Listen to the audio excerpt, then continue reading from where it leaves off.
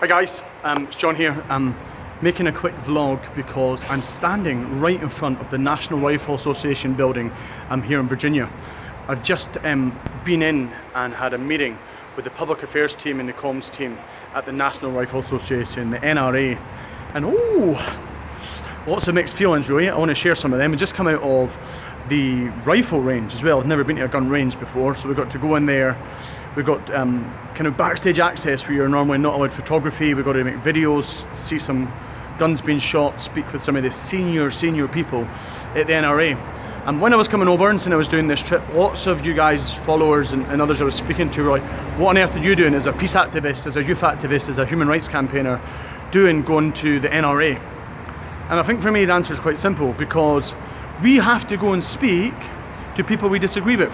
We have to go and have the awkward and tough conversations to say, we might not agree, but it doesn't mean we don't have to understand. We have to challenge, we have to listen, we have to connect. We live in echo chambers where we just listen to people we agree with all the time, and what does that really change? Look at elections, we just listen to ourselves and echoes of ourselves. So it's really hit me. I was with a group of other young Brits, and do you know what, in short, the NRA don't do international interviews. They said it's the first time they've had an international delegation come in and speak to them, so I feel in one way bizarrely honoured.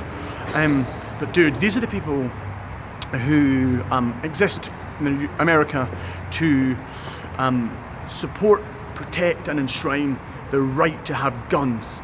It stems from a couple of things. If you want to understand it, the Constitution has a Second Amendment about the right and the freedom to own a gun as an individual, because in America they have a value around individualism, not so much community, and a right to own a gun to protect yourself from government. I think you need protection from government and from the state as this independent, separate enemy, which is dead different from loads of other countries.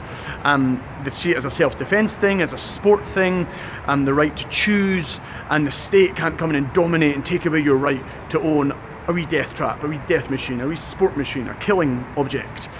So I found that really hard to stomach, but we need to be more right than a room of Piers Morgans. We can't just come in and shout. Lots of people did. The tact I took was to say thank you very much for having us, first of all. It's great that we both live in two countries where we disagree vehemently, but it's okay to disagree and we can have a conversation about it. And what I was trying to push at is, how do we get the liberals and the conservatives on both sides, who kind of pro and anti-gun lobby, right and wrong, left and right, black and white, to actually have a conversation. Getting angry or passionate is understandable, but is it a solution? What does it really solve? So that's what I was really passionate to try and understand. And do you know what my conclusion is? I don't know. Like, guns are bad, I don't like them, it feels horrible, I don't want to fire a gun. You see what's happening to, you look at Sandy Hook, or look at Columbine, or in Scotland, look at Dunblane, or look at the shootings in England, in Manchester, look what's happening.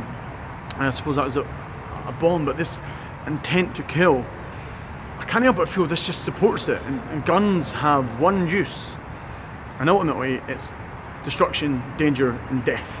Whatever constitutional right, whatever the historical perspective, you can't justify a life for that. It's not good enough. I tried to reach out to the NRA. They didn't want reached out. I think they know their minds. They know what they want. They're campaigning hard. They've got fear tactics in their social media. They're like, Hillary's trying to stop women being self-secure. They admitted to me, I said to them very clearly, do you care what foreign people think? One word answer, no. Like, why are you here? They're like, why not? I asked them, is it a hard sell to young people? They said, yeah, we find it tough to sell to young people. So I think there's a glimmer of hope. So I think my message is, change will only happen when young Americans themselves unite with a global community and rise up and say it's too many lives, more has to be done. It cannot be left to Obama or to Trump or any government or any politician to solve this. We need to see a civic movement rise up. Go and search what Michael Bloomberg's doing to support the role of mums and the roles of coalitions together as an anti kind of NRA force. They were telling us about it themselves and kind of mocking it as not getting off the ground. We need to support community movements to see this happen. Maybe it's un-American, I don't know. I don't care how patriotic someone is. I don't care what any constitution says. When we kill people, when kids die, when we put police bullets through the temples of of black kids, of anyone, not good enough. It challenges my need for unity to overcome.